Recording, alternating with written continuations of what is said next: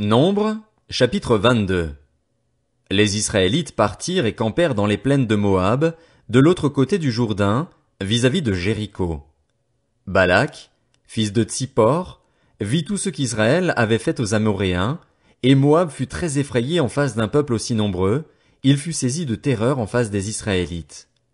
Moab dit aux anciens de Madian, « Cette foule va dévorer tout ce qui nous entoure, comme le bœuf broute l'herbe des champs. » Balak, fils de Tsippor, était alors roi de Moab.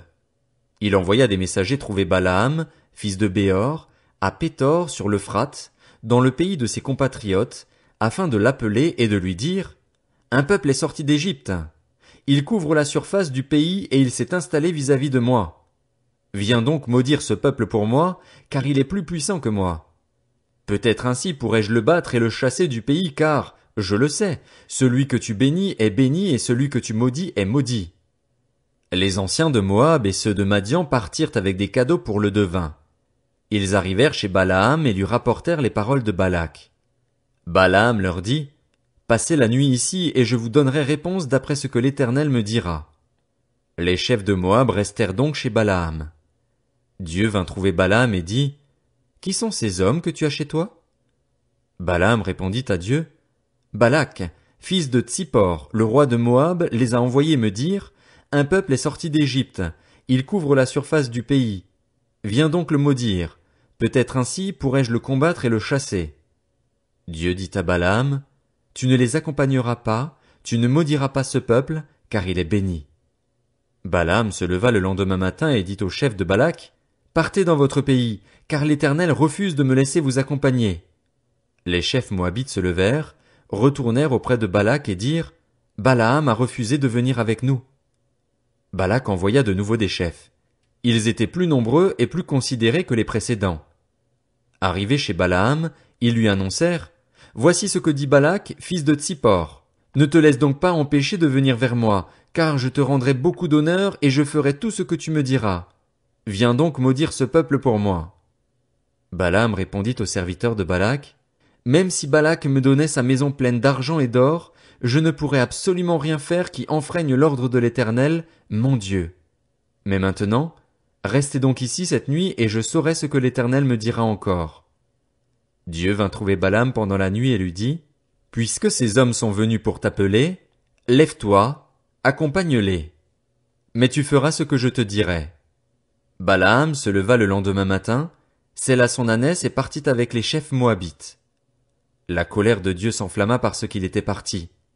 Alors l'ange de l'Éternel se plaça sur le chemin pour lui résister. Balaam était monté sur son ânesse et ses 2 serviteurs étaient avec lui. L'ânesse vit l'ange de l'Éternel qui se tenait sur le chemin, son épée dégainée à la main. Elle s'écarta du chemin et partit dans les champs.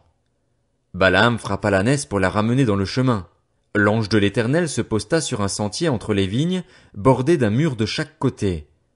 L'ânesse vit l'ange de l'Éternel. Elle se serra contre le mur et pressa ainsi le pied de Balaam contre le mur. Balaam la frappa de nouveau. L'ange de l'Éternel passa plus loin et se posta à un endroit où il n'y avait aucun espace pour s'écarter à droite ou à gauche. L'ânesse vit l'ange de l'Éternel et elle s'affaissa sous Balaam. La colère de Balaam s'enflamma et il frappa l'ânesse avec un bâton. L'Éternel fit parler l'ânesse et elle dit à Balaam, « Que t'ai-je fait pour que tu m'aies frappé déjà 3 fois? » Balaam répondit à l'ânesse, « C'est parce que tu t'es moqué de moi. Si j'avais une épée dans la main, je te tuerais sur le champ. » L'ânesse dit à Balaam, « Ne suis-je pas ton ânesse, que tu as montée depuis toujours jusqu'à aujourd'hui?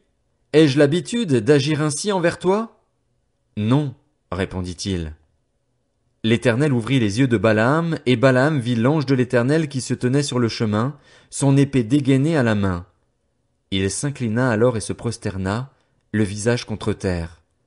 L'ange de l'Éternel lui dit, « Pourquoi as-tu frappé ton ânesse déjà 3 fois? Je suis sorti pour te résister, car tu empruntes une voie dangereuse à mes yeux.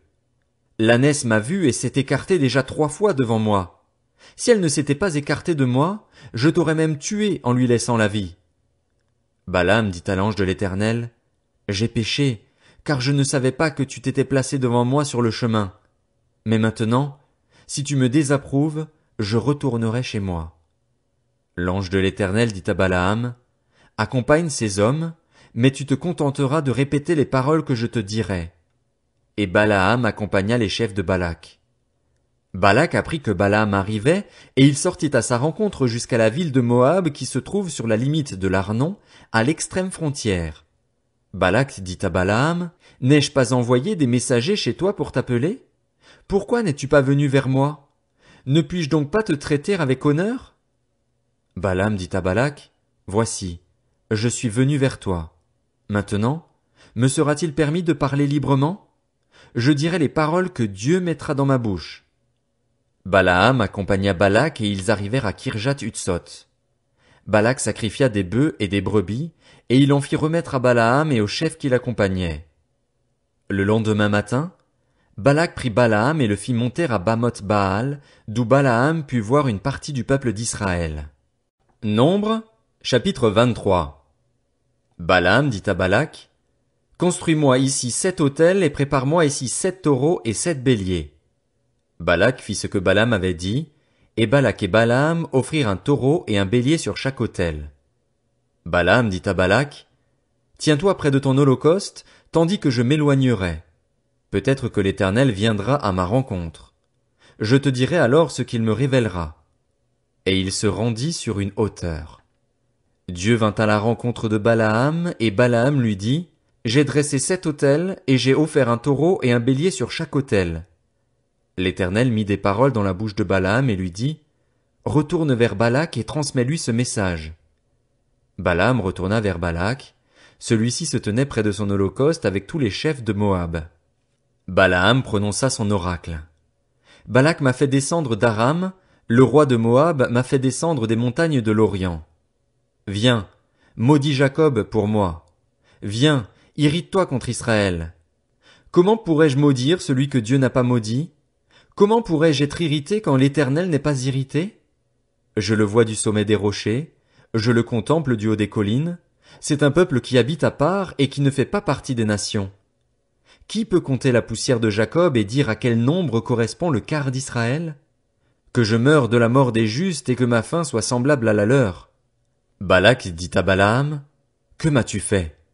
Je t'ai engagé pour maudire mon ennemi et voici que tu le bénis. » Il répondit, « Ne veillerai-je pas à dire ce que l'Éternel met dans ma bouche? » Balak lui dit, « Viens donc avec moi à un autre endroit d'où tu le verras.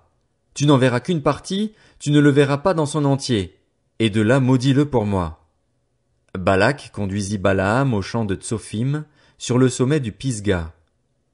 Il construisit 7 autels et offrit un taureau et un bélier sur chaque autel. Balaam dit à Balak, « Tiens-toi ici, près de ton holocauste, tandis que j'irai à la rencontre de Dieu. » L'Éternel vint à la rencontre de Balaam.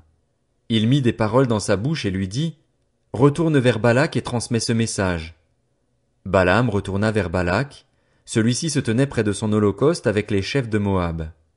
Balak lui demanda, « Qu'est-ce que l'Éternel a dit? » Balaam prononça son oracle. « Lève-toi, Balak, écoute. Prête-moi l'oreille, fils de Tsippor. Dieu n'est pas un homme pour mentir, ni le fils d'un homme pour revenir sur sa décision. Ce qu'il a dit, ne le fera-t-il pas? Ce qu'il a déclaré, ne l'accomplira-t-il pas? Voici, j'ai reçu l'ordre de bénir, il a béni, je ne révoquerai pas sa décision. Il n'aperçoit pas de mal en Jacob, il ne voit pas d'injustice en Israël. L'Éternel, son Dieu, est avec lui. Chez lui retentit l'acclamation réservée au roi. Dieu les a fait sortir d'Égypte, il possède la force du buffle. La magie ne peut rien contre Jacob, ni la divination contre Israël. Au moment fixé, on dit à Jacob et à Israël ce que Dieu a fait. C'est un peuple qui se lève comme une lionne et qui se dresse comme un lion. Il ne se couche pas tant qu'il n'a pas dévoré sa proie et bu le sang de ses victimes. Balak dit à Balaam, « Si tu ne le maudis pas, au moins ne le bénis pas. » Balaam répondit à Balak, « Ne t'ai-je pas dit que je ferais tout ce que l'Éternel dirait? » Balak dit à Balaam, « Viens donc, je vais te conduire à un autre endroit. Peut-être Dieu trouvera-t-il bon que de là tu maudisses ce peuple pour moi. » Balak conduisit Balaam sur le sommet du Péor, d'où l'on domine le désert. Balaam dit à Balak, « Construis-moi ici 7 autels et prépare-moi ici 7 taureaux et 7 béliers. » Balak fit ce que Balaam avait dit et offrit un taureau et un bélier sur chaque autel. Nombre, chapitre 24. Balaam vit qu'il plaisait à l'Éternel de bénir Israël, et il n'alla pas, comme les autres fois, à la rencontre de pratiques magiques.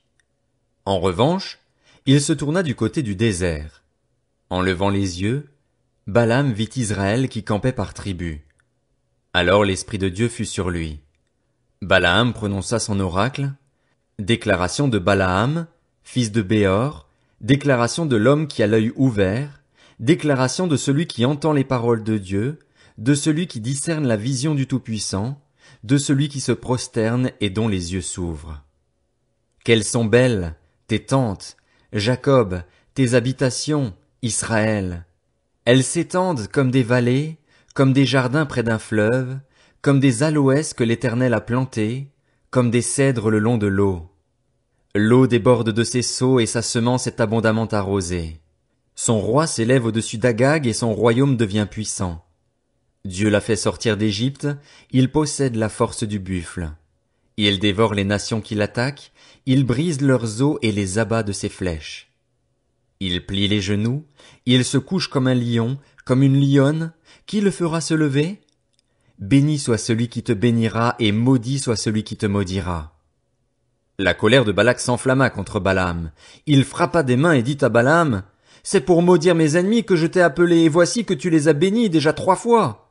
Fuis maintenant, va-t'en chez toi. J'avais dit que je te rendrais des honneurs, mais l'Éternel t'empêche de les recevoir. » Balaam répondit à Balak, « Eh, n'ai-je pas dit au messager que tu m'as envoyé? Même si Balak me donnait sa maison pleine d'argent et d'or, je ne pourrais faire de moi-même ni bien ni mal qui enfreigne l'ordre de l'Éternel.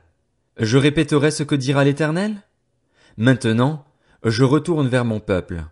Viens, je vais t'annoncer ce que ce peuple fera au tien dans l'avenir. » Balaam prononça son oracle.